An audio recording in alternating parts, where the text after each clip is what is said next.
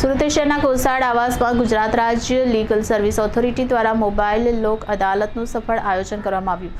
આ કાર્યક્રમ હેઠળ સીધા સ્થળ પર લોકોના કાનૂની મુદ્દાઓનું નિરાકરણ કરવામાં આવ્યું।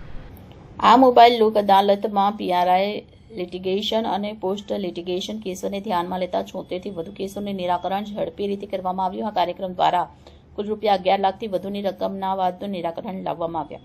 लोगों आ प्रकार की कानूनी सेवा माटे प्रशंसा व्यक्त करी। कानूनी सत्तावारों जणाव्युं कि आवी मोबाइल लोक अदालत नागरिकों ने कायदाकीय समस्याओं समाधान माटे सरल और झड़भर्या माध्यम पूरा पाड़े छे। आ पहलनो मुख्य उद्देश्य घरे बैठा नागरिकों ने कानूनी मदद पहोंचाडवी और कोर्टना समय और खर्चने बचाववानुं छे।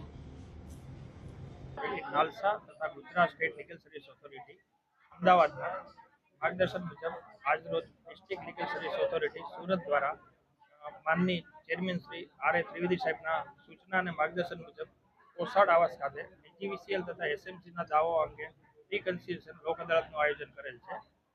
પક્ષકારોને અગાઉથી એલડીસી દ્વારા પેમ્પલેટ ડિસ્ટ્રીબ્યુશન કરી સ્થળ ઉપર માઇક દ્વારા લોક અદાલત અંગે જાગૃત કરવામાં આવેલ હતા। આજરોજ પક્ષકારો ઘણી મોટી સંખ્યામાં હાજર રહેલ છે અને પોતાના કેસોનો સમાધાન કરી નિકાલ લાવી લે છે।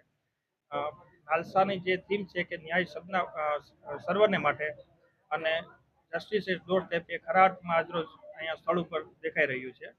મારું નામ રસીલાબેન છે।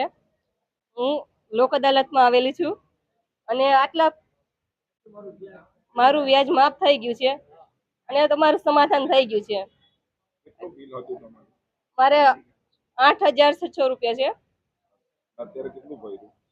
એટલે આમ ભરવાનું હતું 9,700 રૂપિયા અને 8,600 ભર્યા છે અને અમારે સમાધાન થઈ ગયું। અત્યારે લોક અદાલતની નોટિસ હવે બંધ કરાવવાની છે એટલે અમને સારી રાહત મળી છે।